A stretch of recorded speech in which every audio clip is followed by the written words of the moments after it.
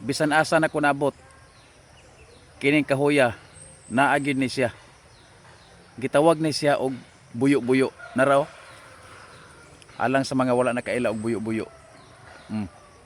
Mao ni buyo-buyo, mura gid pud siya buyo og dahon, pero ang buyo mukatay to siya balagon, kani siya buyo-buyo mukahoy. So sama ra gihapon siya og baho sa buyo gyud mismo nga katong mukatay sa kahoy, katong ikmo. Ang kani mga dahon ani grabe ka epektibo nga itambal sa samad. Ayaw lang tong samad na daan, kay di na gina maulian mga samad na daan.